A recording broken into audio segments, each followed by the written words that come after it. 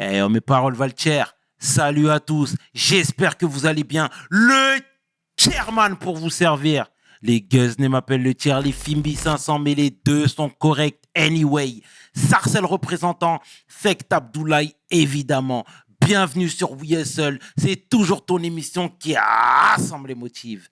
Au fil des émissions, nous recevrons différentes personnalités qui viendront s'asseoir à ma table, nous parler de leurs échecs, mais surtout de leurs réussites. Alors, Hugo, take a seat, non? Man pani en pied, bois man kassoukoué. C'est du créole et j'adore ça. PDG, let's get it! We hustle, baby.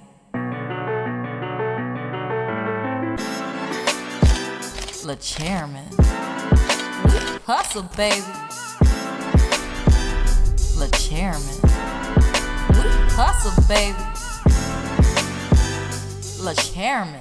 De retour sur We Hustle et aujourd'hui, je suis vraiment fier de recevoir un homme de cœur, un homme de terrain, un philanthrope, un homme qui nous fait du bien et ça c'est fondamental, l'homme que l'on nomme Soudey. Take a seat, Comment il va mon homeboy? Ma man! En vrai, c'est incroyable ton intro, elle est incroyable. En tout cas, je vais très bien, je suis très content d'être là frérot, comme je te l'ai dit. Et j'espère que tu vas bien aussi, mais je le vois. Tout va très bien Ouais, de je mon vois que côté, tu vas bien. sincèrement. Tout va. Merci pour ta réactivité, sincèrement, tu fais du bien, comme je te l'ai dit. Ça fait longtemps qu'on t'avait targeté, qu'on t'avait ciblé, mais chaque chose en son temps. Exact. Chaque chose en son Exact. temps, mon frérot. Dis-moi, est-ce que tu peux te présenter, s'il te plaît, pour celles et ceux qui ne te connaissent pas? Alors, je suis le mec qui dit « Hey, good morning, Internet !» Donc, normalement, peut-être, si tout le monde fait bien son taf, t'as déjà vu passer une de mes vidéos. En tout cas, je suis globalement connu pour les vidéos que je crée sur Internet parce que je crée énormément de vidéos. On a une communauté quasiment d'1 million de personnes maintenant. Donc, en vue, c'est fois 20, fois 30, je sais pas, je suis plus trop les chiffres. Mais à côté de ça, je suis un coach et je suis conférencier et je suis auteur. D'ailleurs, je t'ai ramené un bouquin que je vais te dédicacer et tout. Et tout ça, en fait, pour moi, ça sert une seule et même mission, et la mission d'emmener le maximum d'individus à expérimenter une meilleure expérience de vie, parce que pour moi, plus on sera nombreux à kiffer qui on est, à kiffer ce qu'on vit, meilleur sera le monde, en vrai. Tu vois. Donc la mission, c'est celle-là, et je passe par tous les canaux possibles. D'ailleurs, aujourd'hui, le moment qu'on va passer ensemble, moi, ma mission, c'est ça. L'échange qu'on va avoir, les questions que tu vas me poser, les choses dont on va parler, je vais toujours les prendre sous l'axe qui nous permettra d'impacter et d'apporter un nouvel angle et un nouveau regard au maximum de gens. Eh ben, c'est très bien ça. Ça commence sur les chapeaux de roue. Ouais, on le sait. C'est bien, c'est bien, c'est bien. D'où tu viens? Fou, c'est une belle question. Originairement, je viens du Cameroun. Originairement, je viens du Cameroun. J'ai grandi au Cameroun dans les années 90. Ensuite, je suis arrivé en France dans les années 2000, vraiment au tout début. J'ai eu la transition franc-euro, là, tu vois. Et ensuite, j'ai fait banlieue nord parce que j'étais à Gennevilliers. Ensuite, j'ai été à Champigny. Ensuite, je suis arrivé à Massy. Donc, je suis un Camerounais banlieusard dans les débuts de mon histoire, en tout cas. T'as un doigt là? Yeah! T'as bien targeté ou bien tu t'es dit, bon, je connais Douala, je l'attends. Non. Écoute, j'ai eu du pot. Ok. J'ai eu du pot. Ouais, je suis un Douala, C'est très bien, Ouais. c'est très bien. Voilà. À l'école, il ressemblait à quoi, le jeune Soudey? Il y a eu des phases. Mais globalement, c'était un troublion. Ça, j'ai toujours été dans l'envie que tout le monde rit, que tout le monde soit content. Donc, j'ai fait le pitre quasiment toute ma scolarité. Il y a eu des périodes de doute aussi quand même, tu vois, parce que très tôt, c'est-à-dire moi, j'ai eu la chance d'aller à une école française quand j'étais au Cameroun, parce que je suis né dans une famille où il y avait un peu de moyens quand même. Et donc, ils ont fait le choix de dire, bon, tu sais quoi, on va faire l'effort financier de les mettre dans une école comme ça, on va pas trop les taper. Parce que tu sais, le Cameroun des années 90, tu vas à l'école, on te frappe, tu vois. Et donc, mes parents ont fait ce sacrifice-là. Mais j'étais pas brillant à l'école, en fait. À l'école, j'étais absolument pas brillant. Les profs même disaient, non, votre fils, j'ai redoublé le CE1. Pour te dire le niveau du truc, tu vois. Mais je kiffais quand même ma vie. Donc j'étais toujours ce petit troublion, ce petit clown, on va dire, qui faisait rire, qui faisait des bêtises, qui criait, qui machin. Et la beauté de la chose, c'est que ma mère voyait un enfant que personne d'autre ne voyait, en fait. Ma mère voyait un enfant super intelligent. Parce qu'il y avait des moments de vie où j'avais des éclairs, où on se disait, mais il est forcément intelligent, c'est pas possible qu'il nous dise qu'il est nul à l'école, mais quand son frère, qui a 4 ans de plus que lui, fait ses devoirs, lui, il trouve des réponses. Donc, il y avait ce nœud-là, hein, tu vois, autour de, bon, qu'est-ce qu'il va être, qu'est-ce qu'il va faire. Et ensuite vient le moment où j'arrive en France. Et là, par contre, ça devient un peu plus intense. Tu vois, dans tout ce que je peux faire et peux vivre. Parce que déjà, tu changes de pays alors que tu es tout jeune. Et donc, pareil, c'était vraiment le trouble, le désordre. Tu vois, c'est un truc que dans lequel je me suis beaucoup cherché. Tu vois, dans ce type de comportement-là, je l'ai beaucoup eu. Et ouais, globalement, c'était un enfant très agité qui cherchait à savoir, tu vois. Cherchait à savoir qui il est, ce qu'il peut faire, où sont les limites, tu vois. Et il y a plein de choses en réalité, parce que tu vois, je suis quelqu'un j'ai beaucoup réfléchi à ma vie, tu vois. J'ai beaucoup réfléchi à ma vie. Je suis même en train d'organiser des choses pour l'écrire et ne pas l'oublier, tu vois. Mais globalement, ce que moi je vois, c'était une quête d'identité. Une quête d'identité, une quête de place, parce que je suis un dernier de famille. Et un dernier de famille, avec la maman, ça va, parce que voilà, elle te donne tout l'amour du monde. Avec les autres, tu sais pas trop quelle place t'as, qu'est-ce que tu vas faire, comment est-ce que tu... Et donc, je pense que c'est tout ça que j'essayais de gérer à ma façon. Et l'enfance, globalement, c'est ça. On joue, on fait des bêtises, on joue, et c'est tout. Je parle très peu de ma vie privée. Tu vois, en vrai de vrai, je parle très peu de ma vie privée. Et ça, on en parlera peut-être aujourd'hui, parce que moi, l'axe que j'ai pris quand j'ai commencé à créer du contenu, donc je parle vraiment du cadre, voilà, t'es sur Internet, tu crées du contenu je donne vie à un contenu, tu vois, je donne vie à un message, tu vois. Et pour moi, c'est le message qui compte. Bien. Tu vois, j'ai pas envie que ce soit à propos de moi. Après, bon, il y a ma tête, bon, on voit bien que c'est moi. Mais pour moi, le message est bien plus important, parce que ce qui a de l'impact, c'est le message. C'est pas moi, tu vois. Le message a de l'impact, certes grâce à moi, parce qu'il est reçu par des gens qui vont peut-être s'identifier, se reconnaître, ou bien aimer la façon dont j'amène les choses. Donc je joue un rôle dedans, certes, mais le plus important pour moi, c'est le message. Et c'est pour ça que je parle très peu de ma vie privée. C'est très bien en tout cas. Du coup, diplômé, non diplômé? Genre la fin, ma vie d'adulte? Ta vie d'adulte. Oh là là, il y a des gros chapitres là-dedans. On n'a pas fini. D'accord. Diplômé, j'ai eu une licence, c'est mon dernier diplôme. Ensuite, je suis rentré en Master 1. Et le Master 1, en cours de route, j'ai dit, bon, en vrai, je vais pas être salarié, donc bon, pourquoi aller au bout du truc? Et j'ai arrêté. Quelques années après, j'ai regretté. Et quelques années après, je me suis dit, non, en fait, non, je regrette plus. Mais voilà comment ça s'est passé. Tu vois, de base, je devais aller au bout d'un Master 2. Et en cours de route, j'ai dit, non, il y a trop d'opportunités, il y a trop de choses qui changent. Je voyais les réseaux sociaux devenir une industrie, tu vois. Je voyais Internet. Aujourd'hui, les gens comprennent qu'Internet, c'est un truc, on rigole pas. Il y a un nouveau réseau social. Les entreprises ont des gens qui payent pour se positionner sur tous ces réseaux sociaux et créer du contenu et faire vivre des communautés, tout ça, parce que c'est le nouveau marketing, tu vois. Je l'ai vu très tôt, moi, ça. Je l'ai vu très tôt, et je pense que c'est même lié encore à mon enfance, parce que dans la façon dont j'ai grandi, j'ai été très frustré de ne pas avoir accès à la technologie, tu vois, de ne pas avoir d'ordinateur. Alors qu'il y en a, ils avaient déjà des ordinateurs. Je dis, mais moi, je veux savoir ce que c'est un ordinateur. J'allais à l'école, heureusement, comme c'était une école française, il y avait des ordinateurs à l'école, et du coup, tu découvres Adibou. Je dis, waouh, Adibou. Mais moi, je veux ça aussi à la maison, parce qu'il y en a plein, ils avaient ça à la maison et tout. Et donc, ça a quand même attisé une certaine curiosité, tout ce qui était technologique, tout ce qui était Internet, ordinateur et tout ça. Donc, je l'ai accueilli, la moindre petite nouvelle chose, j'étais déjà tu vois. Mais tu sais que j'étais un petit peu au courant de ça, justement. Parce que toi, comment on pourrait te définir, te qualifier? Le premier terme qui me vient à l'esprit, c'est le hustler, le hustling. Je m'explique. Il y a quelque temps, tu vendais des produits afro. C'est vrai ou pas? Ouais, mais vous faites des enquêtes comme ça. Mais c'est important. C'est important, tu vendais des produits afro pour la barbe même, etc., pour faire pousser la barbe, etc. Et c'est la raison pour laquelle je te qualifie de hustler. D'où cette envie te vient là, et t'es venu du moins, de finalement de briser les codes, parce que t'étais très jeune. Moi, clairement, y a des gens avec qui tu parlais à l'époque, et tu leur as clairement dit que toi, t'étais un opportuniste.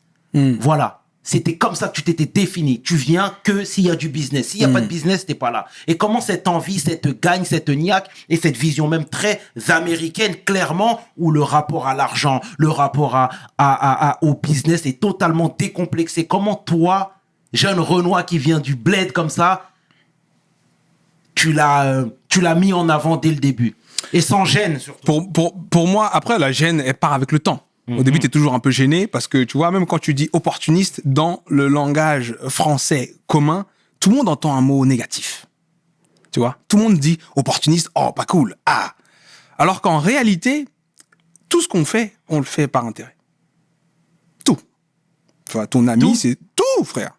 Tout. Tu peux me dire ce que tu veux, je vais te trouver le moyen de prouver qu'il y a un intérêt derrière.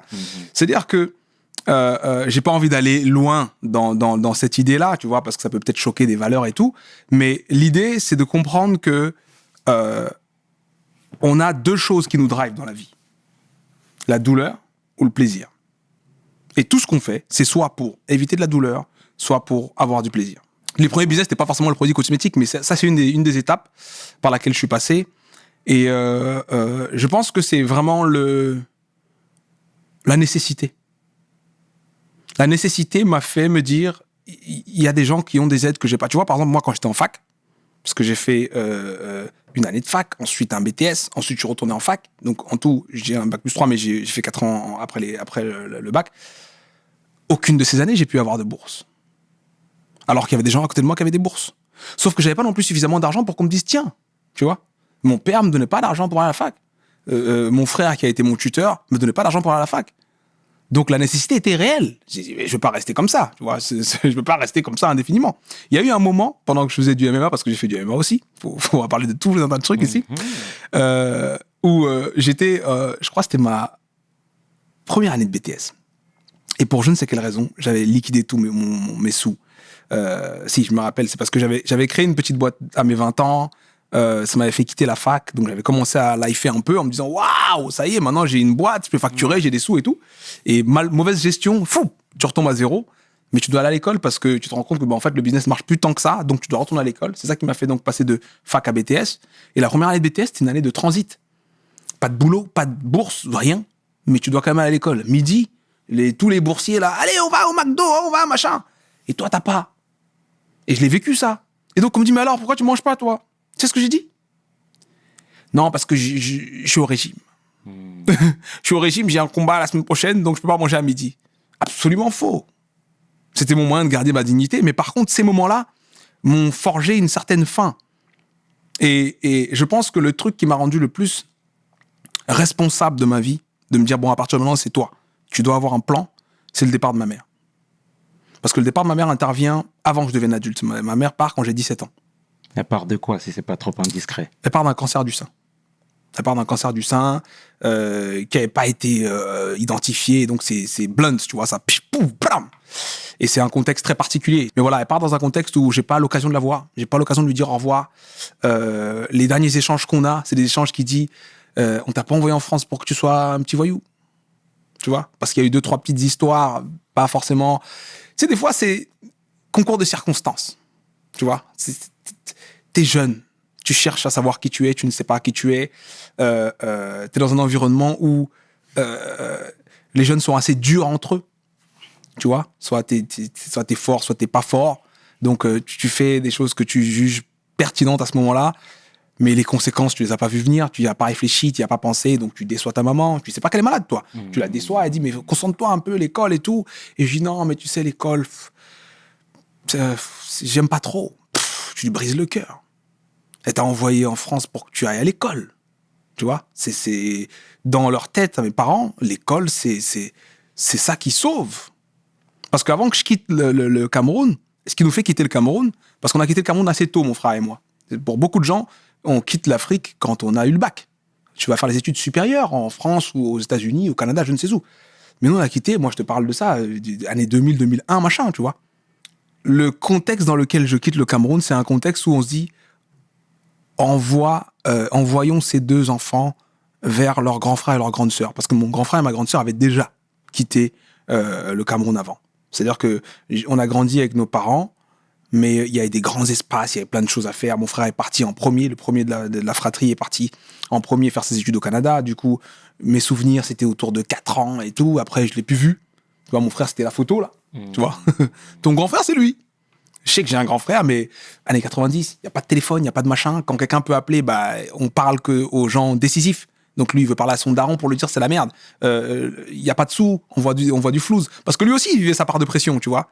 C'est-à-dire que soutenir des enfants dans le pays dans lequel on vit, on est censé y parvenir à peu près correctement si on a un emploi si on a une structure financière qui permet de. Dès lors où tu envoies ton enfant dans un pays qui a un niveau de vie 10, 20, 30 fois supérieur au pays dans lequel tu es, it's a whole nother level, tu vois. Du coup, ils ont réussi à gérer pour mon frère avant, et puis après, c'est devenu un peu compliqué. Donc, mon frère appelait, mais on lui parlait pas tant que ça. Ma sœur ensuite est partie aussi parce qu'il fallait faire les études supérieures. Et nous, on était censés partir beaucoup plus tard, comme mon frère et ma sœur, pour les études supérieures. Sauf que, comme je te disais, il y a eu ce contact que moi, j'ai toujours eu avec des personnes plus âgées que moi, de mon quartier et tout ça, qui, eux, de leur point de vue, c'était juste, bon, c'est un gosse de riche, on va essayer de voir ce qu'on peut grappiller, tu vois. Et donc, dans cette logique-là, je me suis retrouvé à des fois voler un peu mon père, ma mère et tout. Ils ont dit, non, c'est mauvais ça, on va l'envoyer en France pour que les grands frères et grandes sœurs, qui, eux, sont en âge et jeunes, peuvent un peu leur serrer les vis, parce que mes parents ont eu assez tard et tout. Donc, on va essayer de les envoyer là-bas, gérer ça. Et donc, tu vois, je quitte mes parents comme ça, alors que j'ai à peine 11 ans, pour l'éducation de ces enfants, pour ce qu'ils vont devenir en tant qu'adultes. Il vaut mieux qu'ils partent maintenant, parce que, comme je t'ai dit, il y a eu des gros écarts. Moi, ma mère avait 43 ans quand elle m'a eu. Donc, tu parles d'un enfant de 11 ans, bah, elle est déjà 50 ans bien tassée, tu vois. Et ils se disent, voilà, on a une fille qui a 11 ans de plus que le dernier, un garçon qui a 16 ans de plus que le dernier. On leur envoie leur petit frère, ils vont s'en occuper. Et le système, là-bas, déjà, va moins peser financièrement sur nous. Parce que aller à l'école française, dans les années 90, c'est sortir, je sais plus, je crois que c'était 1 million de francs CFA. Et ça a l'air de rien comme ça aujourd'hui, parce qu'on est grand, on est adulte, on fait plein de trucs. Et tu dis, bon, 1 million, c'est 1 500 euros. Mais dans les années 90, te dire qu'aller à l'école pour ton enfant, ça te coûte tant, c'était un très gros effort, en tout cas, qu'ils faisaient. Et donc, c'était non seulement moins d'efforts à ce niveau-là, et un cadre plus adapté à la vitesse à laquelle ces enfants sont en train de changer, tu vois. En se disant, bon, la France, ça va. Le Cameroun, c'est un pays dur, ils sont en train de devenir trop durs. On va aller en France et ça va aller. Sauf que j'ai découvert l'angle que eux ne connaissaient pas en France. Parce que mes parents, ils étaient en France dans les années 60, 60 et quelques, tu vois. Moi, je suis arrivé Gennevilliers. C'était pas très différent. Les réalités sont les mêmes. Tu vois, il y a des tonnes de choses auxquelles un enfant qu'on veut éduquer de façon policée, on veut pas forcément qu'il soit exposé à certaines choses. Tu vois, ces réalités de banlieue. Et ben, je suis allé dedans à cœur ouvert. C'était génial pour moi. J'ai découvert tous les pays d'Afrique en France. Le Congo, le Sénégal et tout ça, parce qu'au Cameroun, t'es qu'avec des Camerounais. Donc, j'ai découvert tout un tas de choses, toute une identité, toute une belle pluralité culturelle et tout ça. Ensuite, on est allé à Champigny, donc quelques années plus tard. Et ouais, et donc pareil, le profil était le même. Moi, j'étais un petit filou, je voulais faire plein de petites choses de filou, de machin, des bêtises et machin, parce que c'est comme ça que je me sentais vivre, tu vois. Et donc, ouais, à 17 ans, avant d'avoir eu le bac, parce que j'aurais voulu quand même qu'elle voie ça, je perds ma mère, comme ça, et on me l'annonce sur un coup de fil, tu vois. On me l'annonce pas sur un coup de fil, en réalité. C'est le jour des vacances. Je rentre chez moi, et je suis seul chez moi. Et à l'époque, je vivais chez mon frère. D'accord ? J'ai 17 ans, je vis chez mon frère. Et mon autre frère, parce qu'on est 4, vivait chez ma sœur. Et j'ai une tante qui m'appelle. Je décroche. Elle me dit « Allô ?» Je dis « Ouais. » « Ça va ?» Je dis « Ouais. » Elle dit « Ok. » Et raccroche. Ensuite, j'ai un oncle. Il me fait la même chose. « Allô, ça va ?» « Ouais. » Et là, je me dis « Il y a un truc qui est bizarre, là. » Pourquoi il m'appelle et il raccroche, eux ? Et ensuite, mon grand frère m'appelle. Et mon grand frère, il me dit « Allô ?» Je dis « Oui. » « T'es à la maison ?» Je dis « Oui. » Il me dit « Tu bouges pas, on arrive. » Donc là, je stresse un peu, mais j'ai pas d'infos. Donc j'attends. Et quand ils arrivent et qu'ils ouvrent la porte, je vois dans les yeux de mon frère, en un coup d'œil, je ne saurais pas vous expliquer comment ni pourquoi, et je sais que c'est elle, c'est ma mère, on l'a plus, je sais, je l'ai senti, je l'ai su, je sais pas comment vous expliquer. Et donc tout de suite, j'ai pleuré, mon frère a pleuré, on s'est pris dans les bras et tout, mais c'était le monde qui s'est effondré pour moi ce jour-là. Parce que dans toute la quête d'identité, donc toutes les bêtises et toutes les choses que je m'autorisais à faire, c'est parce que je me disais, il y a un filet. Maman, elle est là, tu vois, c'est bon. Maman va veiller, on va trouver le moyen d'eux. Mais pour l'instant, laisse-moi kiffer un peu les choses, tu vois. Laisse-moi me battre, laisse-moi faire de la musique, laisse-moi faire tout ce que je veux. L'école, là, ça n'a pas l'air marrant, rends-toi compte. J'ai grandi hyper frustré en tant qu'enfant au Cameroun parce qu'il n'y avait pas toute l'abondance à laquelle j'étais confronté de par mes camarades de classe. Là, j'arrive en France, il y a plein de choses qui sont possibles. je découvre trop de choses et puis en plus, je deviens adolescent, donc laissez-moi... Sauf que le dernier échange que j'ai eu, c'était un échange où elle m'a pas dit tu me déçois, mais c'est comme si elle me disait tu me déçois parce que elle me disait mais l'école, mec. Et je lui ai dit mais j'aime pas l'école. Elle a dit mais comment tu peux dire que t'aimes pas l'école? Bon, on va discuter, on va en rediscuter. Et c'est le dernier truc qu'on s'est dit, ma mère et moi. Et donc après, je découvre qu'elle est partie comme ça, donc forcément le monde s'effondre. Et tu vois, moi, ce truc-là, c'était le plus gros angle mort de ma vie. Je pensais pas que ma mère allait mourir. C'est bizarre, parce que logiquement, tu sais ce que c'est la mort. Mais déjà, c'est le premier gros départ dans ma vie. J'avais ma grand-mère qui était encore vivante, il y avait des tonnes de gens qui auraient pu partir avant, mais qui ne sont pas partis. Elle est partie d'abord. Et à ce moment-là, en fait, je me suis dit, non, mon backup est parti. Là, c'est you on your own now. Tu vois, là, c'est compliqué, là. Là, c'est elle qui te défendait face à tout, c'est elle qui était là pour toi, c'est elle qui aurait pu, elle est plus là. Donc là, maintenant, tu vas devoir t'occuper de toi. Et à ce moment-là, a commencé une quête, tu vois. Une quête de quelque chose de plus stable. Parce que j'ai toujours eu envie quand même d'avoir une vie où je suis libre de faire plein de choses. Tu vois, j'ai toujours eu envie d'avoir une vie où je peux vivre ce que je veux et kiffer et tout ça. Donc, pour revenir à la question de comment est-ce que c'est né, je pense que c'est né très tôt. Et ça s'est renforcé avec le temps parce qu'aussi, tu sais, les alternatives, tu les testes et tu vois si elles te correspondent ou pas. J'ai été salarié, moi. J'ai bossé dans les bureaux et tout, tu vois. Je suis venu, bonjour, machin, je me suis assis, j'ai fait plein de choses, tu vois. Et c'était cool, j'ai beaucoup appris, j'ai aimé ça, tu vois. Mais ça me correspondait pas dans le sens où j'ai un besoin de croître. J'ai constamment besoin de grandir, moi. Tant que si les choses restent les mêmes, la vie perd tout son sel. Pour moi, tu vois. Okay. Et donc, le salariat, il y a eu une expérience particulièrement qui m'a beaucoup marqué, c'est que je bossais, et c'est mon dernier emploi d'ailleurs, pour te dire, c'est le truc qui a dit, bon, vous savez quoi, on s'arrête là. Et je bossais dans les appels d'offres. Ils avaient l'habitude de répondre à certains types d'appels d'offres. Tu vois, c'est un truc, c'est parfaitement structuré. On te dit, on est une entreprise, on fait ça, les appels d'offres, ça sort par là, tu les prends ici, tu remplis le dossier comme ça, et voilà comment on va faire. Sauf que moi, j'aimais bien voir d'autres choses, penser à autre chose, je suis très curieux de nature, donc j'ai regardé les autres marchés, tout en faisant ce qu'on me demandait, hein. Et j'ai trouvé un marché auquel ils répondaient pas. En leur disant, ça peut se jouer, les gars. Venons essayer de le jouer. J'ai rempli tout, j'ai fait tout le dossier. Ils ont eu le marché pesait 1 million ou 1,2 million, je sais plus. Et j'ai pas eu de prime. C'est-à-dire, moi, tu me dis de pas faire un truc.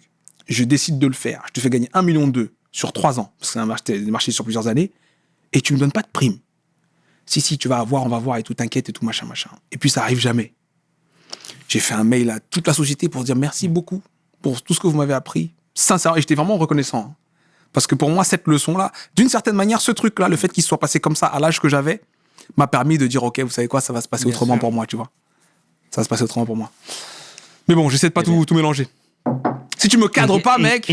Non, mais c'est important, tu parles avec le cœur, c'est important. C'est la raison pour laquelle je ne t'interromps pas, c'est important. On a besoin de tout savoir. Et en bon doigt, là, on ne laisse pas passer les sous, hein. Attention, jamais de la vie, on peut rigoler, on peut blaguer, mais le chèque, c'est le chèque.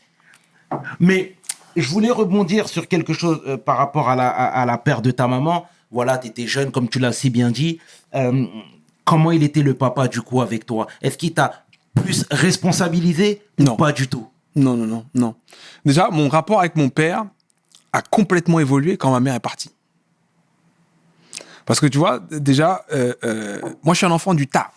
Tu vois, à 45 ans, on le dit au mec, voilà, tu vas avoir un dernier fils là. Tu vois, donc on a un rapport très simple, tu vois, surtout de son point de vue à lui, tu vois. Et moi, je grandis avec cette vision très distante de lui, parce que déjà mon père était à l'époque un homme très très occupé, tout le temps en train de faire des trucs, des réunions, des machins. Donc je le voyais très peu. Et quand je le voyais, il me parlait que de hey, oh, l'école là, regarde ce qu'ils sont en train de dire sur toi là, à l'époque, tu vois. Genre, hey, boss, arrête de faire le clown et tout. Donc le rapport paternel n'était pas était pas hyper émotionnel, tu vois. C'était pas très réconfortant. Après, je pense que c'est une réalité dans laquelle beaucoup de gens vont se reconnaître. C'est les papas ont pas forcément le même degré d'empathie, tu vois. Mais au départ de ma mère, j'ai découvert un homme complètement différent. Parce que je pense que lui aussi, il s'attendait pas à ce qu'on lui enlève cette femme. Et en tout cas, pour ma famille. Et quand je dis ma famille, je parle de ma famille au sens large. Pas juste mes frères et sœurs et mon père. Ma famille, même mes oncles, même mes tantes, même la famille de mon père. Cette femme était une bénédiction. Tout le monde le sait, tout le monde l'a. Pour te dire, au deuil qu'on a organisé, c'était du jamais vu. Parce qu'elle était impliquée dans tellement de choses. Des associations, des orphelinats. Elle était dans trop... Je te dis qu'elle nous a mis tous les dimanches à aller faire des sadakas. Donc, tu vois le type de mission dans laquelle elle se sentait. Et donc, elle charbonnait pour aider les gens. Donc, le départ de cette femme a créé un déséquilibre global dans la vie de tout le monde qui était proche d'elle, tu vois. Et ceux qui étaient proches de ceux qui étaient proches d'elle aussi. Donc, mon père, je l'ai découvert très différent. Par exemple, ma mère a toujours été celle qui priait. Toujours. C'est elle qui dit, on va prier d'abord. On va prier ici, on va prier à ce moment-là, on va prier avant que tu fasses ci, on va prier. Mon père était là. Mais je l'avais jamais entendu prier. Mais quand ma mère est partie, il a commencé à prier. Sans jamais louper une occasion de le faire. C'est-à-dire que je l'avais jamais entendu parler de Dieu. Je sais qu'il était OK avec ça, tu vois. Mais le départ de ma mère m'a montré ce visage-là aussi. Et puis, voilà, c'était des années où je devenais un peu plus mature, donc on pouvait discuter de plein de choses. Et donc, ma relation avec mon père est devenue de plus en plus sympa avec le temps. Aujourd'hui, on a la meilleure relation maintenant. Tu vois, parce que maintenant, on est adulte, voilà, et du moins, on est adulte. Je suis adulte. et ouais, on a des échanges beaucoup plus, peut-être intéressants pour lui. Parce que voilà, quand t'es un enfant, il vit ses trucs d'enfant. Si toi, t'as des problèmes, si tu payes 1 million, je sais pas combien pour qu'il aille à l'école, il fait des bêtises. Tu te dis, mais qu'est-ce qu'il veut, ce petit con-là? Qu'est-ce qu'il me veut, lui? Allez, travaille, je te dis, tu me coûtes cher. Donc, moi, je comprends la façon dont on a pu vivre ce chapitre de nos vies respectives. Mais voilà, dans ma vision de la chose, moi, en tant qu'enfant, voilà, j'aurais aimé... plus de présence, plus d'amour, comme tu vois les questions qu'on se permet de se poser quand on a traversé le truc en se disant ouais, qui aurait pu m'aimer plus? Bah le daron, ça aurait été cool s'il m'avait aimé plus, tu vois. Mais c'est la vie, tu vois. Pour moi aujourd'hui, c'est un truc qui contribue, tu vois, à créer l'identité que j'ai, tu vois. Et comment on fait après pour s'établir avec toutes ces carences-là? Moi, ce que j'ai fait, c'est que j'ai essayé d'y donner du sens. La première chose que j'ai faite, c'est que je me suis rappelé du nombre de nuits où je me suis réveillé parce que j'entendais ma mère pleurer. Parce que ma mère avait une grande famille et elle était aussi une dernière. Et quand tu es une dernière d'une grande famille avec de gros écarts, bah, dès que tu commences à arriver à 30-40 ans, bah, les gens meurent. Les gens meurent. Paf, paf, paf, paf. Et pour toi, c'est des gens qui ont compté énormément, qui t'ont offert ton premier vélo, ou qui t'ont payé je sais pas quoi, ou qui ont été là le jour de XY. Dans sa vie à elle, il y a eu des gens qui avaient autant d'importance qu'elle a eu dans ma vie à moi. Et elle les a perdus, ces gens. Tu vois? Et je l'ai vu les pleurer, ces gens. J'ai jamais connu la mère de ma mère, j'ai jamais connu le père de ma mère. Et je l'ai entendu parler d'eux, comme des parents merveilleux qu'ils ont été, de tout ce qu'ils ont fait pour elle et sa fratrie. Et j'ai relativisé par rapport à ça, en fait. Je me suis dit, mais regarde, ce qu'elle a pu être pour toi, alors qu'elle aussi, elle avait perdu sa mère. Donc arrête de te focaliser là-dessus. Ça veut juste dire, mec, que t'es dans un nouveau chapitre, là, maintenant. Tu veux pas, t'es un adulte, maintenant. Et je saurais pas expliquer pourquoi ça m'a pris si peu de temps, mais je te jure que si tu me demandes ce chapitre-là, la perte, c'est quoi? C'est instantanément devenu adulte. Instantanément, je me suis dit, OK, tu dois veiller sur toi-même, tu dois avoir un plan, tu dois savoir ce que tu vas faire et tout. Et d'ailleurs, c'est à ce moment-là que ma façon de gérer mes études change. Tu vois? À ce moment-là, je fais un chiffre, je devais aller me débrouiller dans n'importe quelle filière, mais finalement, comme ma mère est partie, je dis non, bah, je vais aller en scientifique. Tu vois? Je vais aller en scientifique et tout, je vais faire un truc bien et tout, machin. Et donc, ça donne un boost. Et j'essaie de me battre à partir de ce moment-là pour faire les choses du mieux que je peux. Beaucoup croyants? Avec le temps, de plus en plus. Avec le temps, de plus en plus. Mais tu vois, ce vide même a créé une drôle de chose. Parce que ma mère, croyante comme... voilà. En tout cas, il n'y a pas de comparaison à faire. En tout cas, fervente, croyante. Dieu était au centre de tout. Comme j'ai pu le dire plus tôt, c'est elle qui priait, c'est elle qui voulait qu'on comprenne, qu'on ait ces moments, ces instants. Donc moi, j'ai été élevé dans une éducation chrétienne protestante au Cameroun. L'église, je connaissais. J'ai même fait du catéchisme dans ce cadre-là et tout. Mais c'est différent, tu vois, quand c'est une éducation et quand c'est ton choix, tu vois. Et pour moi, je suis croyant depuis que c'est mon choix. La première chose que j'ai faite, c'est justement, je me suis dit, si l'univers, Dieu, ou appelons-le comme on veut, a décidé que je naisse d'une famille dans laquelle la Bible était le livre de référence et que la maman qui m'a tout appris, tout donné, m'a soutenu, m'a porté et tout ça, me disait, va vers ce chemin, mon fils, la moindre des choses que je me dois de faire, c'est au moins lire ce truc. Je vais le lire, tu vois. Et donc, je suis allé, après le départ de ma mère, vers la lecture biblique comme dans une quête de réponse. Pas dans un travail de pratique religieuse, mais en mode, qu'est-ce qu'il y a écrit là-dedans que je dois lire? J'ai envie de comprendre ce que c'est. Et en commençant à lire tout de suite les questions que tu te mets à te poser, les choses que tu es emmené à comprendre, font que soit ça réveille une foi en toi, soit tu as juste lu un bouquin, tu vois. Et moi, pour mon cas, en tout cas, ça a réveillé une foi gigantesque et la présence divine, je la vois partout, tu vois. Et ça, c'est terrible, frère. C'est ce qu'il y a de plus beau. Voilà, en surfant un peu partout, sur les réseaux, hein, on voit ta tête partout. On voit tes slogans partout. Tu nous fais du bien avec ce sourire, ce smile. Tu nous envoies de la force, des bonnes vibes. Et ça, c'est important. For what? For the same purpose, my man. Je dis, pour moi, tu vois, c'est difficile de raconter ma vie parce qu'en fait, j'ai envie de faire piou, piou, piou, mais je vais vous redonner une structure qui te permet de comprendre comment je suis arrivé à ça. Tout à l'heure, tu m'as posé la question de ouais, mais t'as fait un business même dans la cosmétique masculine et tout, machin. Et certaines personnes ont dit, hein, source que tu ne peux pas me dévoiler, que toi, tu as dit voilà, moi, je suis opportuniste. Mais encore une fois, c'est un discours rapporté. Ça reste un discours rapporté. À moins qu'il y ait une vidéo. Ma source est plus que sûre. Ma source est plus que sûre. Bon, en tout cas, cette envie d'être, et d'avoir plus et de faire plus, elle est venue de la conséquence de comment j'ai débuté mon histoire, de comment les choses se sont passées et du fait que j'ai pris la responsabilité de ma vie, tu vois. Parce que quand tu rêves de quelque chose, à un moment, il faut prendre la responsabilité de ce rêve. C'est vrai. Il y a beaucoup de gens qui rêvent et qui veulent pas prendre la responsabilité de leur rêve, qui se disent un jour, j'espère.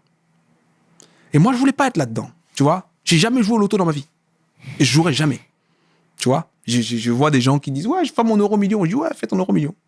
Moi, je joue pas. Tu vois, il y a des choses qui sont très bien faites dans la vie. Il y a des choses qu'on ne contrôle pas, il y a des choses qu'on contrôle. Ce que je contrôle peut créer des résultats dans ma vie que je veux. Donc, j'ai intérêt à me concentrer sur ça, tu vois. Donc, dans cette logique-là, je crée ma première boîte à 20 ans. J'ai mes premiers grosses rentrées d'argent. J'expérimente un peu la life dont j'ai rêvé quelques années auparavant. Parce que ce qu'il y a de particulier, c'est que de la façon dont nos parents ont choisi de nous élever, j'ai pas manqué de bouffe, j'ai pas manqué de boissons, tout ça. La vie était très cool à ce niveau-là. Maintenant, dans la vie d'un enfant, lui, il veut des jouets, des trucs comme ça. Et donc, je les ai pas eu, ces trucs-là. Et donc, ma réalité était beaucoup plus proche de mes amis du quartier, qui, eux, n'avaient pas de télé et venaient chez moi pour regarder Dragon Ball, Marima et autres, de mes amis de l'école, qui, eux, étaient dans un autre monde. Eux, ils allaient les week-ends, ils pouvaient aller à la Réunion, comme ça. J'étais à la Réunion ce week-end, oh, trop bien et tout. Moi, c'était pas une life pour moi, ça. C'était juste, oh, ils ont trop de chance, eux.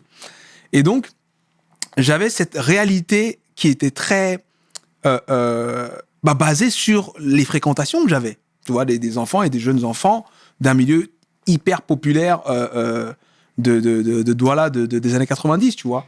Et le rêve de tout le monde à ce moment-là, de l'enfant jusqu'à l'adulte, c'est Mbeng.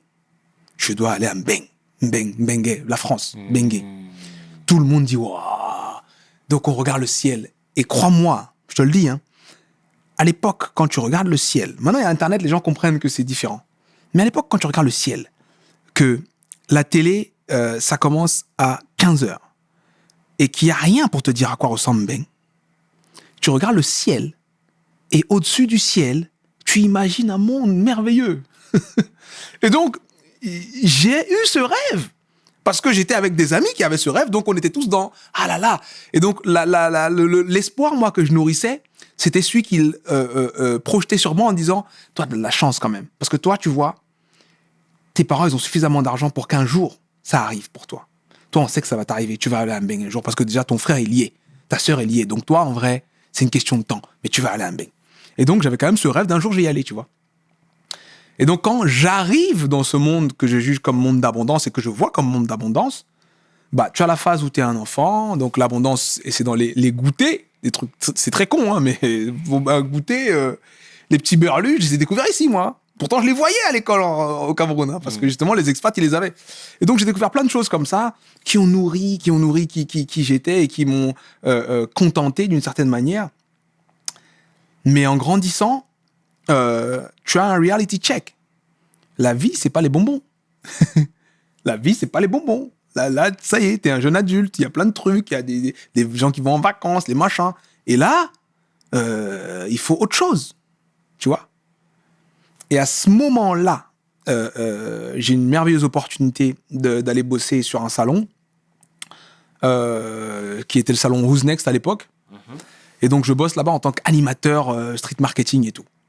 Étant un petit clown depuis l'enfance, le truc me colle à la peau. J'ai aucun souci, moi, à aborder les gens pour dire « Hey !» Et en plus, je parlais déjà un peu anglais. Le Cameroun étant bilingue, j'avais de bonnes bases. Voilà, « Hey, oh, you, machin, stract et tout, papa. » Le mec qui est à l'agence ne me connaissait pas. Par contre, son client, qui était le gars du salon, a vu qu'il s'est passé quelque chose un jour particulier. Il y avait genre, je sais pas moi, 10 fois plus de visites sur le stand. Alors, en fin de journée, il vient et il dit « Mais qu'est-ce que vous avez fait aujourd'hui de particulier ? Il y a eu trop de visites aujourd'hui. C'est quoi la nouveauté ?» Et inévitablement, on dit « Bah, c'est la vis. C'est lui, là. Tu vois, le petit Turnois, c'est lui. » Et donc, sur cette base-là, le mec qui m'a donné cette chance me dit « Bon, tu vas revenir. Parce que là, ce que tu as fait, c'est génial et tout. Donc, on finit le truc. Premier contrat, machin.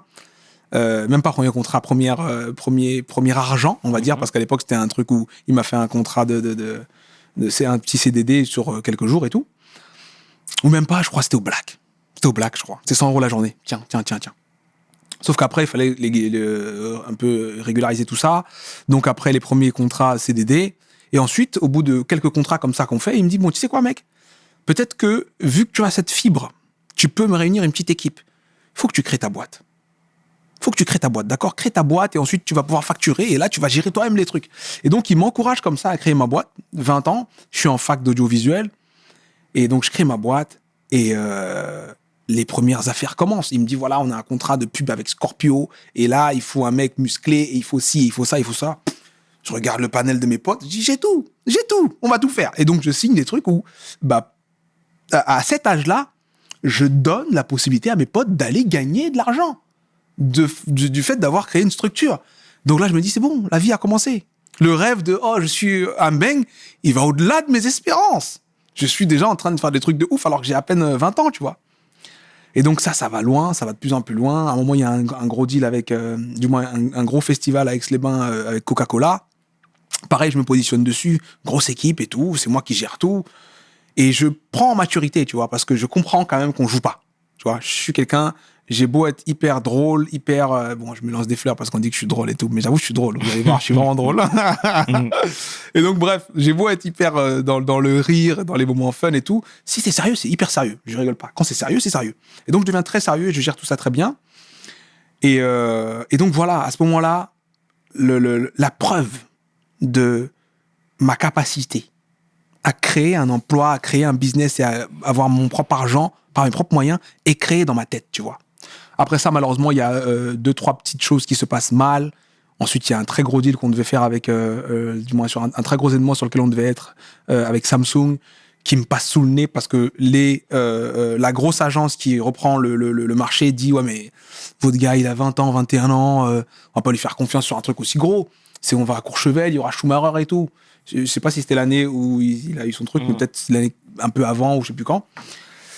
En tout cas, c'était dans ces eaux-là, quoi. 2010, là-bas, là. Et après ce truc-là, bah, calme plat. Les affaires s'arrêtent aussi sec. J'ai plus de deal, j'ai plus rien, j'ai plus de propositions, j'ai plus de machin. Et moi, on m'avait pas prévenu qu'il fallait gérer son argent bien, tu vois. Donc moi, j'ai juste lifé. Et donc je repasse à quasiment zéro, je retourne à l'école, je vis ce que je viens de te raconter avec l'histoire de ouais, je suis au régime parce que je fais du MMA et tout. Et là, je me dis non, faut jouer un peu safe quand même. Donc l'école, on va sécuriser un truc. De par les compétences que tu as, qu'est-ce que tu dois étudier? Bah, le marketing en vrai, tu vois, commerce, marketing, vu que c'est ce dans quoi tu es déjà doué. Donc on va structurer tout ça de façon à ce que quand tu fais une boîte, quand tu referas une boîte et tout, bah, on puisse se dire, il a au moins étudié ça, il maîtrise le truc et tout, c'est un machin. Et donc, je fais ce truc-là, mais comme je te disais tout à l'heure, le boom des réseaux sociaux, les apparitions d'Instagram, Snapchat, tout ça qui se succèdent, me font me dire, non, mais il y a trop d'entreprises qui savent pas comment ça marche.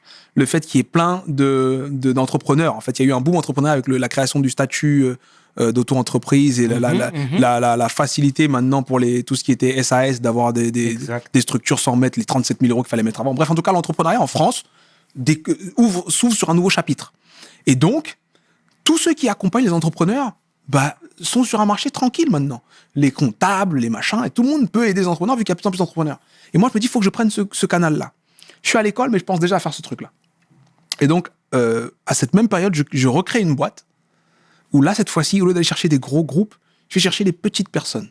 Un ami qui est coach, un grand à moi qui a ouvert un restaurant, une autre personne qui a un garage, une autre personne qui a un truc. Et c'est comme ça que je me remets dans l'entrepreneuriat. Et en me remettant dans l'entrepreneuriat comme ça, cette fois-ci, il y a plus de flouze. Il y a plus de flouze, beaucoup plus de flouze. Et mon réflexe, c'est, il faut vivre maintenant. Et donc, j'entreprends de voyager. Et là, je voyage. Franchement, je voyage. Tu te rends compte qu'un voyage, c'est pas si cher que ça, en fait. Tu peux aller où tu veux. Et donc, je voyage. Je vais en Asie, je vais en Amérique, je vais en Afrique. Je vais voir mes amis avec une tête d'adulte. Tu vois, mes amis que j'ai laissés, qui m'ont dit, ouais, tu vas à Lambeng, enfin, t'es revenu et tout. Et donc, je vis toutes ces choses-là, mais je suis très centré sur moi. Je vis pour moi. Je m'achète des ceintures de luxe, des vêtements de luxe, je mange dans des restaurants chers et tout, en me disant, la vie, c'est ça. Mais à un moment, et le moment qui m'a le plus marqué d'ailleurs, c'était un voyage avec ma femme, on était aux Seychelles, qui était donc une destination dont tout le monde parle comme, waouh, là, tu peux croiser Et on se retrouve là-bas aux Seychelles et je me dis, mais ça peut pas juste être ça, la vie. Maman serait pas contente, là, c'est quoi ça? Tu vois, tu peux pas juste vivre là pour toi et t'acheter des trucs de luxe et tu fous rien et tu aides personne. Et je me pose la question de comment je veux aider. Comment je veux aider? Comment je peux aider? Et quelques années auparavant, j'avais lu un bouquin qui s'appelle Ikigai, qui est un concept japonais sur l'art de vivre, en fait, le rôle qu'on a dans sa vie. Et en gros, c'est la rencontre entre 4 sphères de compétences. Le domaine dans lequel on est doué, le domaine dans lequel on prend plaisir, le domaine dans lequel on peut gagner sa vie, et ce qu'on juge, ou bien ce dont le monde a besoin. Tu vois? Donc dans ma tête, je me suis dit, ok, mets-toi à plat. Faut que tu trouves le moyen de faire quelque chose que tu kiffes, être doué là-dedans, et répondre à un besoin du monde. Si tu fais ces 3 choses-là, dans une seule discipline, l'argent va venir. Tu vois? Et là, le switch que je fais, c'est que dans la façon dont je bossais avec mes clients, sur, on va te faire un site, on va te faire une page de vente, on va te faire je sais pas quoi, on va faire je sais pas quoi, ça devient plutôt, c'est quoi ta stratégie sur le long terme? C'est quoi la mission que tu veux faire avec ton entreprise? C'est quoi les valeurs de ton entreprise? Et donc, ça devient un truc qui est un mix entre le business et le coaching de vie, tu vois? Donc, je me sens vraiment sur l'humain. Et en faisant ça, je découvre de plus en plus de choses parce que j'ai besoin d'aller chercher des réponses que je n'ai pas avec mes clients. Et même pour moi, tu vois, de passer de certains paliers, certaines barrières, gérer plein de choses et tout ça. Et donc, à force de fouiller, chercher, rechercher, lire, me former et tout, je commence à avoir une quantité de connaissances qui est juste énorme. Qui est juste énorme parce que je me rends compte, dès que je parle à quelqu'un, que je peux lui dire des choses qui vont lui changer sa perception de l'histoire qu'il vit, de ce qu'il fait, même de sa vie. Je me souviens que dans la même période, j'ai commencé à poser un axe sur ma vie et j'ai dit à mes potes les plus proches, vous voyez où dans 5 ans ? Vous voyez où dans 5 ans ? Vous voyez où dans 10 ans ? C'est important qu'on sache, les gars. Parce que là, on est des potes, on passe notre temps ensemble, mais il faut qu'on sache vers où on va et tout. Et ça a marqué plein de gens. Certaines personnes, on a continué ensemble, d'autres, on a arrêté parce que voilà, la direction devenait claire pour moi maintenant, tu vois. Il faut que j'accomplisse des choses. Demain, je vais être dans une situation où il faudra peut-être que j'aide, il faudra peut-être que j'accompagne, il faudra peut-être que tu vois. Et donc, de cette manière-là, je me suis dit, tu as toujours été doué dans la communication.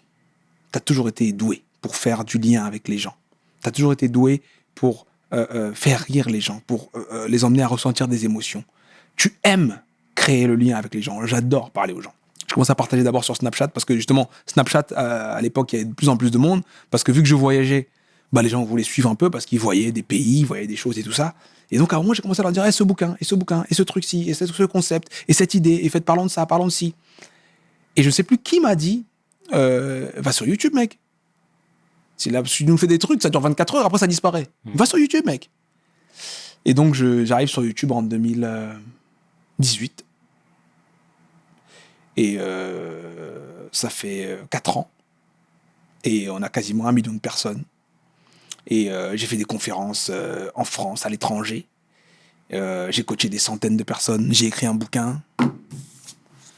Tout le monde a un mindset. Et c'est juste merveilleux, tu vois. C'est juste merveilleux parce que maintenant, ça a du sens, tout ça. Tout a du sens. Là, t'as réussi à joindre l'utile à l'agréable. Ouais, c'est même... ça. Agréable, c'est même pas le bon mot. Je me sens dans une mission. C'est bien. Tu vois ? Ce terme, il revient souvent, hein, le terme mission. Ouais, je me sens dans une mission, ça n'a rien à voir, tu vois. Et tu vois, même quand je bosse avec quelqu'un, parce que de par ce que je fais, bah, je coach dans plein de domaines différents, parce que le parcours étant si varié, bah, j'ai plein de points d'appui, plein de domaines dans lesquels je peux aider et accompagner. Et donc, quand je suis sur du coaching ou des événements où on intervient autour de la carrière ou de la reconversion ou bien du stress et les burn-out et différentes choses qui rendent le travail un peu dur, j'emmène toujours les gens vers la vision de la mission. Parce que quand tu es dans une mission, ça n'a rien à voir avec quand tu es au travail. Le travail, c'est lourd. De définition, quand tu dis travail, c'est je dois aller au travail. Mais quand tu es dans une mission, tu es dans une mission, en fait. Tu as hâte. C'est urgent.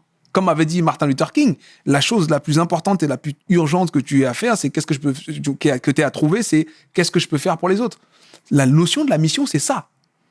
Aujourd'hui, moi, je ne ralentis pas. Pourquoi ? Je vois l'impact que mon travail a dans la vie des gens. Tu vois ce que je veux dire ? Je pourrais même pas te dire, tellement c'est fou, tu vois. Est-ce que, excuse-moi de t'interrompre. Vas-y, pas de souci. Dis-moi, j'ai l'impression que parfois même on peut te mettre sur un piédestal. Est-ce que c'est pas un statut qui est dur à justement dealer avec ? Il est hyper dur à dealer avec si tu crois que c'est la réalité. Tu vois ? Mais parfois, à force d'entendre une chose, à force d'entendre à plusieurs reprises les mêmes choses de différentes personnes, on est tenté d'y croire. Ouais. Donc, j'ai eu des phases où j'y ai cru. Mais la vie te rappelle que non. Et maintenant, ce qui est ma façon de fonctionner, c'est peu importe ce que tu penses de moi, tu te trompes. Que tu dis je suis le pire du monde, tu te trompes. Que tu dises que je suis le meilleur du monde, tu te trompes. C'est ce que je pense de moi qui compte vraiment, tu vois. Et c'est pour ça que j'essaie de ne pas penser à moi. Je pense aux autres. Je pense à ce que j'apporte. Je pense à la mission que je suis en train de réaliser. Et j'ai pas de problème.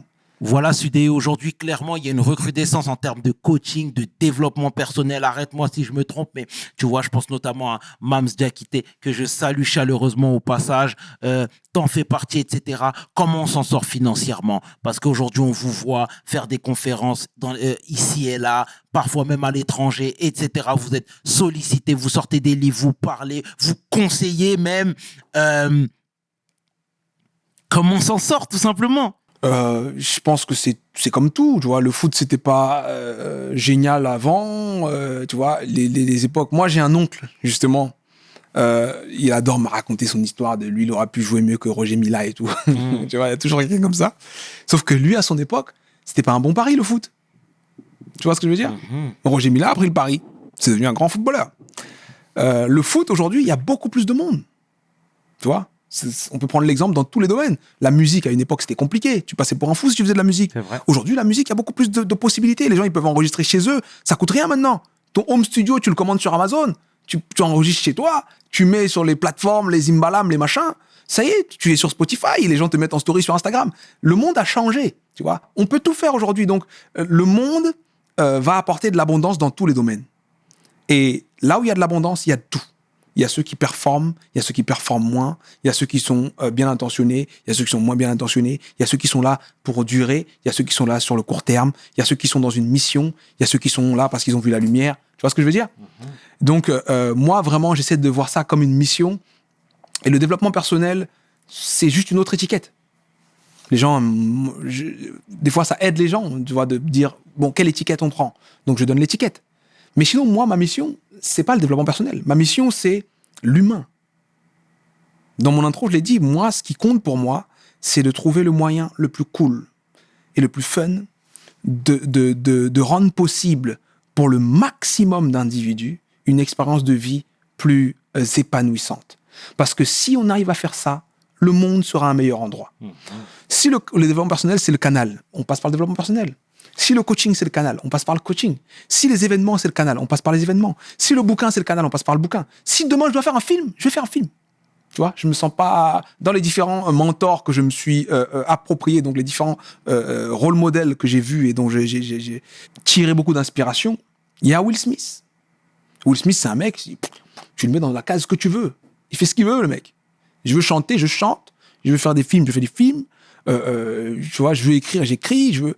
Et j'estime que dès lors où tu sais quelle est ta mission, tous les moyens sont bons pour la réaliser, tu vois. Et aujourd'hui, bah, je fais ce que je fais. Si demain je fais autre chose, soyez pas choqués, tu vois. Et ce qui est important, c'est la confiance en soi, tu vois. Aujourd'hui, tu parles avec assurance. On voit que le sujet est totalement maîtrisé, totalement géré. Ça fait plaisir de parler avec quelqu'un qui maîtrise tous ces aspects-là. Mais clairement, j'imagine que ça n'a pas toujours été le cas. Clairement. Et même maintenant. Hein. Parce que pour moi, la confiance en soi, c'est quoi? C'est l'état d'esprit dans lequel tu es quand tu sais que tu vas réussir à faire ce que tu veux faire. C'est tout. Dès lors où tu sais que tu vas réussir à faire ce que tu veux faire, tu as confiance en toi. Et en fait, tu ne te poses même pas la question de est-ce que je vais réussir ou pas. Tu le fais, c'est tout. Tu vois? Ouais, parfois, il y a un monde d'écart entre la réalité et la fiction, ou du moins l'ambition. Tu comprends? C'est la raison pour laquelle parfois ça crée un fossé, ça crée un décalage. Ouais, c'est vrai, mais après, quand tu regardes la chose de façon très objective, tu vois, là, par exemple, tu viens de boire. La confiance a joué quel rôle là-dedans? La confiance, zéro. Pourtant, si tu as bu avec autant d'assurance, c'est parce que tu sais que tu es capable de boire. Si on te met face à quelque chose que tu n'as pas encore fait, tu vas reconsidérer tes capacités à faire. Et tu vois, c'est à ce moment-là où le doute vient créer le désordre. C'est très bien, c'est très bien. Et, on te voit, là je te vois, t'es en forme là. T'es en forme, en shape. Tout à l'heure en off, tu me parlais, tu disais que t'avais fait même du MMA. D'accord? T'en as fait combien de temps? J'ai dû faire 4 ans. 4 ans? Entre 3 et 4 ans, ouais. D'accord. Et à quel niveau? Pro B. Pro B, c'est-à-dire que juste avant d'enlever les protections, voilà, j'ai arrêté. D'accord. Ouais. T'as toujours été attiré par ça, le MMA? Bah, tu vois, c'est une bonne question parce qu'en fait, j'ai toujours voulu faire un sport de combat, tu vois. Ma mère ne voulait pas. Ma mère ne voulait pas.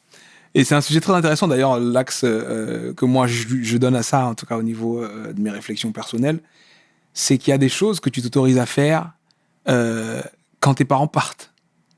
Parce que tu sais qu'ils ne voulaient pas. Et c'est très bizarre. Mais tu te découvres quand même. Tu vois ce que je veux dire?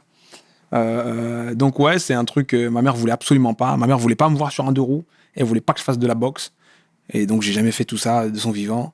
Et après, je me suis autorisé à tester.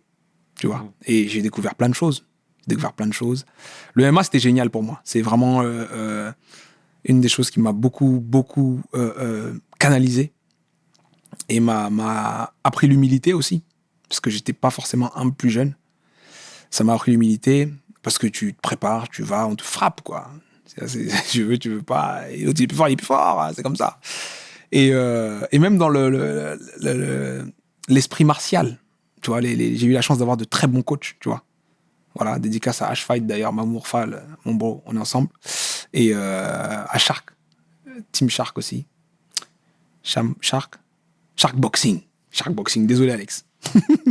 En tout cas, Shark Boxing, c'était mon coach de boxe thaï. Et voilà, ça a été vraiment comme deux grands frères, ces coachs-là. Et ouais, non, j'ai beaucoup appris d'eux. J'ai pris en confiance, justement, grâce à ça. Tu vois ? Parce qu'en fait, il y a une part de moi qui est intimement convaincu qu'il faut avoir une force potentielle très grande pour être équilibré dans la vie. Tu vois ? Il faut être capable de causer un danger pour réellement faire le choix de la paix. Tu vois ce que je veux dire ? C'est-à-dire que quand quelqu'un peut être dangereux, mais choisit de ne pas l'être, là, on peut juger que cette personne est bonne. Si quelqu'un ne peut pas être dangereux et choisit de ne pas l'être, bon, c'est plus comme si c'était une situation dans laquelle il n'avait pas le choix que d'être, tu vois. Et donc, c'était dans cette optique-là que moi, je suis allé me dire, il faut que j'apprenne à me battre, il faut que je sache tout et tout. Et ça m'a calmé, et puis après, ça m'a juste permis d'avoir plus de force dans ma gymnastique émotionnelle et ma force psychologique, tu vois, parce qu'il y a énormément de mental dans le combat. Énormément, t'es fatigué, mais on dit, mais t'es fatigué, c'est le début. C'est maintenant que ça commence, tu vois. Et donc, ça m'a vraiment beaucoup... ça a développé mon identité de guerrier. Et pourquoi t'as arrêté ? C'était dur, frère. C'était dur. Je me suis cassé une côte. Je faisais des régimes tout le temps. Et ça n'avait pas autant de sens, tu vois. Ça n'avait pas autant de sens.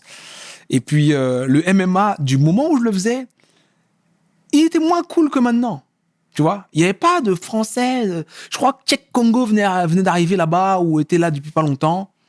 Mais c'est pas le MMA de maintenant, là. Et puis, il y a une part de voix qu'on emprunte dans la vie qui sont juste là pour te dire c'est pas celle-là.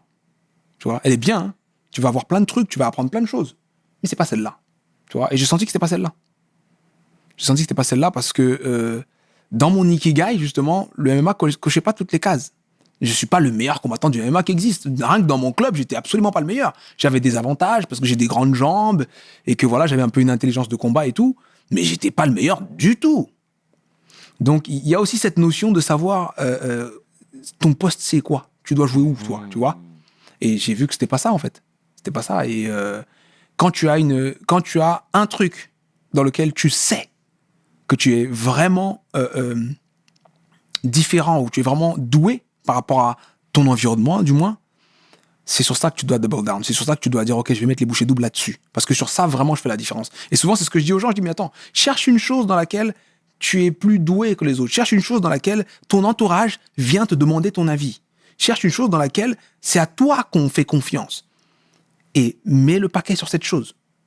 Tu vois ? Et aujourd'hui, plus que jamais, je dis ça à tout le monde parce qu'on est à une époque où tout peut devenir un métier. Tout peut devenir un métier. C'est une question de temps avant qu'il y ait des plateformes. Tu vois, les plateformes de type masterclass, comme chez les Quinry, là, ils ont pris les meilleurs dans leur domaine pour former des gens à faire des choses. C'est-à-dire, tu peux apprendre le beatmaking avec Timbaland, tu peux apprendre la composition de musique de film avec Hans Zimmer, tu peux apprendre, voilà, X, Y, Z. Je pense que ça va suivre le même schéma que tout le reste. Je me rappelle qu'une fois, j'ai eu un échange avec Amadoun Sidibé du Quai, tu vois. Et je lui ai posé la question, c'était il y a déjà plusieurs années, hein. C'était au tout début de ma chaîne et tout ça. Et donc je lui ai dit, bon, réponds un peu à ces questions. Et je lui ai posé la question de, c'est quoi ton conseil, toi, pour ceux qui veulent réaliser leurs rêves, ou un truc comme ça. Et il m'a dit, non, moi, arrêtez vos histoires de rêves, tu vois. Va dans ce dans quoi t'es doué. Voilà ce qu'il a dit. Il a dit, hey, arrêtez vos histoires de rêves, va dans ce dans quoi t'es doué. Moi, je voulais être basketteur, mais j'ai pas pu. Par contre, mettre en place un événement comme ça, gérer tous ces deals-là et fédérer toute cette communauté-là, c'est un truc que j'ai fait très naturellement parce que c'est qui je suis. Et ça a permis d'être un bien meilleur organisateur d'événements que basketteur. Et tu vois, il faut avoir cette honnêteté avec soi-même, de se dire, OK, je me regarde objectivement. En vrai, je suis doué dans quoi? OK? Et même si je suis pas doué, genre je brille pas comme un génie dans un domaine, si je mets tout ce que je sais faire à plat, c'est quoi qui est au-dessus du lot? Parce que t'as pas besoin d'être le numéro 1 partout. Et ça, c'est une chose que beaucoup de gens doivent comprendre. Si tu attends d'être le numéro 1 ou d'avoir des caractéristiques qui sont incroyables dans un domaine, ben, tu risques de rien faire. Bien. Parce que le début, c'est le début, et au début, tout le monde est nul. Tu vois? C'est bien. Donc c'est... Bah ouais, au début, tout le monde est nul, tu vois? Donc, il faut plus chercher à dire qu'est-ce que je kiffe et dans quoi je suis doué par rapport à tout ce que je sais faire. Comment ta famille aujourd'hui te perçoit? Aujourd'hui, l'homme que tu es, l'homme accompli, l'homme toujours avec le smile, avec la bonne parole, etc. Tu vois, moi, je prends ça comme étant de la détermination, mais tu sais, il y en a qui peuvent prendre ça comme étant de l'arrogance. Tu sais, on est en France, où on a peur de bouger les codes, etc. C'est quoi les retours que toi, t'as déjà? Globalement, ma famille, ils sont assez fiers. Ils sont assez fiers. Après, c'est marrant parce que, tu vois, il y a toujours il y a certaines choses qu'on ne voit chez un proche que lorsqu'une personne que ce proche ne connaît pas nous donne un nouveau point de vue. Tu vois ce que je veux dire? C'est-à-dire, c'est comme, je me rappelle, il y avait une histoire avec Soprano qui m'avait beaucoup marqué, qui avait dit, ouais, ma mère a compris que j'étais quelqu'un de célèbre quand elle m'a vu à la télé, chez Jean-Luc Reichmann, ou je sais plus quoi, il avait dit chez quelqu'un en tout cas. Et c'est là où pour elle, elle a dit, ah ouais, purée, t'as la télé. Alors que le mec, il faisait déjà des concerts et tout, il avait déjà fait plein de choses pour elle et tout. Parce qu'il y a cette image, en fait, que tes proches ont de toi. Et ils vont pas la changer comme ça du jour au lendemain. Pour eux, ok, tu fais ton truc. Ah, ça marche bien, bah c'est cool, continue. Mais quand c'est quelqu'un qui te connaît pas, qui a rien à gagner et qui leur envoie ton truc sur la base de tu devrais regarder ça, ce qu'il dit c'est très bien. Là, ils disent oh, quoi? C'est une blague? Tu vois ce que je veux dire ou pas? Et donc, il y a beaucoup de gens, tu vois, mes vidéos, il y a plusieurs vidéos qui ont fait le tour du monde comme ça. Vidéo sur les 4 saisons, ma vidéo sur Abraham Lincoln. C'est une vidéo qui a tourné comme pas possible. Elle a été sur les pages de gros artistes, je peux pas compter, je peux pas chiffrer parce que beaucoup de gens l'ont pris et l'ont fait sortir des réseaux, WhatsApp, machin. Elle est sur des pages Facebook dont j'ignore tout. D'ailleurs, mon staff m'a dit, mais on devrait bloquer, sécuriser. J'ai dit non, les gars, le message. Le message est plus important que moi. Tant que les gens ont le message, bah c'est bon. Parce qu'ils ont la lumière dont ils avaient besoin pour faire face à leurs problèmes. Donc ouais, la famille, globalement, ils sont contents. Les gens qui voient de l'arrogance, je trouve ça dommage. Mais après, qu'est-ce que je fasse? Comme je t'ai dit, je suis pas responsable de ce que les gens pensent de moi, tu vois. Moi, je sais ce que je suis en train de faire. Et comme je dis souvent, la pire des choses à faire quand tu prépares un gâteau au chocolat, c'est préparer un gâteau au chocolat pour les gens qui aiment pas le chocolat. Tu vois ce que je veux dire ou pas? C'est-à-dire, moi, quand je fais un truc, je pense aux gens qui ont envie de recevoir ce truc. Là, quand je fais le show avec toi et qu'on discute de tout ça, je me dis pas, ouais, mais il y en a qui ont rien à foutre de ton enfance, ou il y en a qui vont... Tu vois, là, moi, je parle à ceux qui ont besoin d'entendre ça, tu vois. Et c'est juste. Et c'est tout, tu vois. C'est très bien, c'est très bien. C'est très bien dit. C'est très bien dit. Aujourd'hui, voilà, comme tu l'as si bien dit, tu es marié. Ou du moins, tu es un homme accompli, tu es un homme heureux. Merveilleuse. Coucou à ma femme que j'aime. Et je suppose que tu envisages d'agrandir la famille, etc. Comment tu voudrais que tes enfants te voient? Parce que là, pour le coup, les enfants, c'est pas les autres. Ouais. Ça, c'est un super exercice. Je pense que la première chose que je veux qu'ils voient de moi, c'est le courage. Tu vois, et c'est d'une certaine manière une envie qui me fait peur à moi-même. Tu vois, parce que quand on parle de courage, on ne peut pas ne pas parler de peur.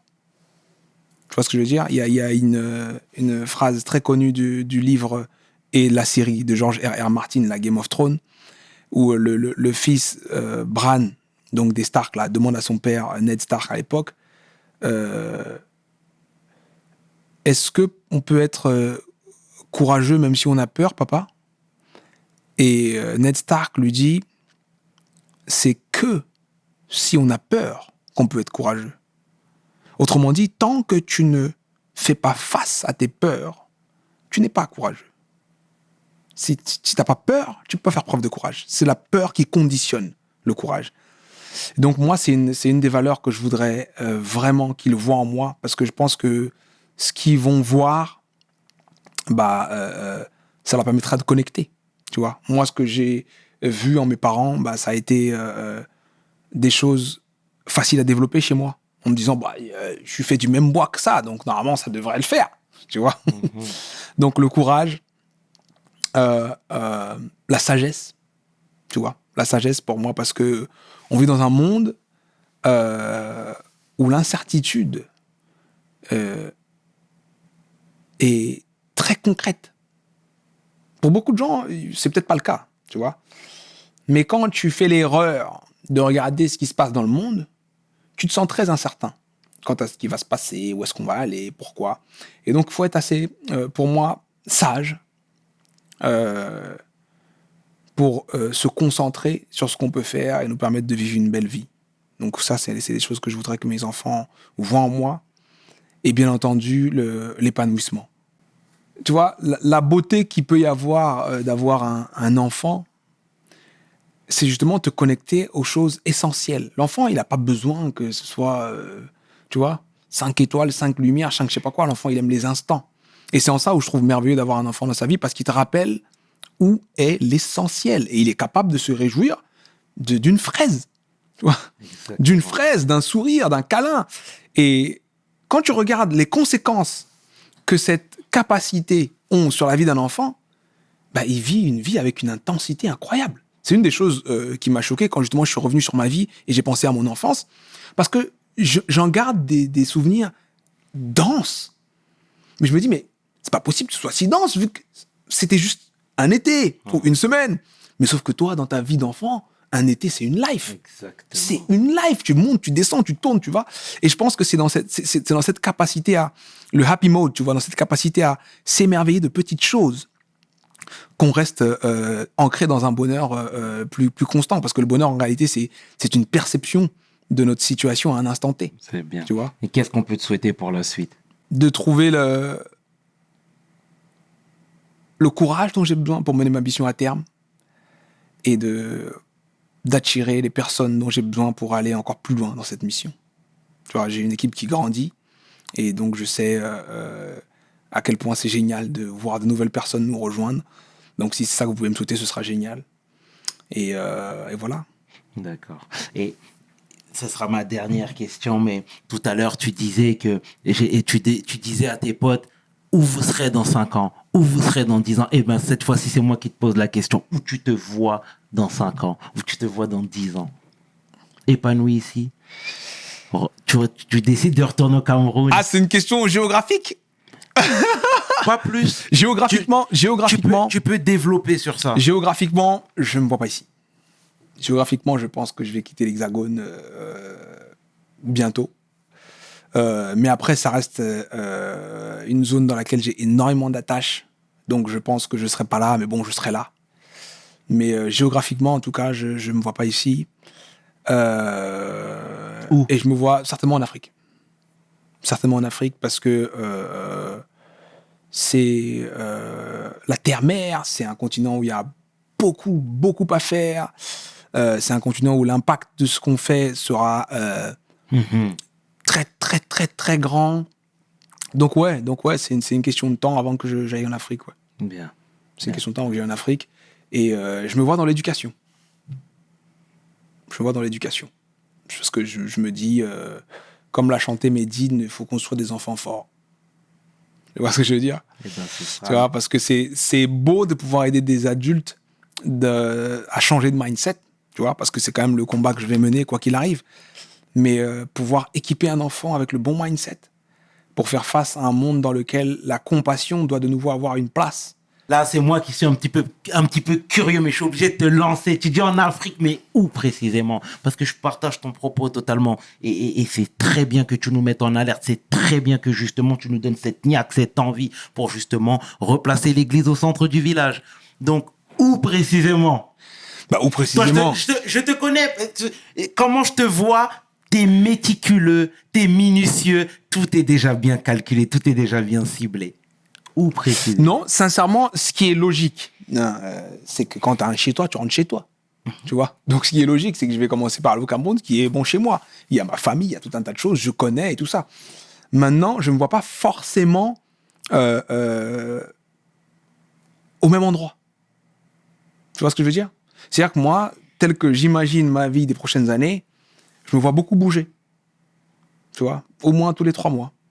Tu vois? Je me vois bouger tous les 3 mois.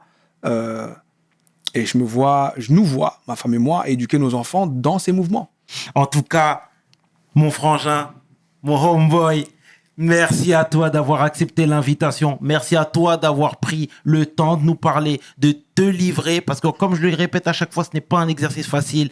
Tu as pris ton temps pour parler à la communauté et bien plus encore. Et ça, franchement, pour ça, on te dit merci au nom de toute l'équipe de WeSL. Nous te remercions d'avoir fait le déplacement, mon frérot. Mon frérot, merci à toi. Merci à toi pour ce que tu fais. Merci à toi d'avoir mis en place avec ton équipe ce truc-là.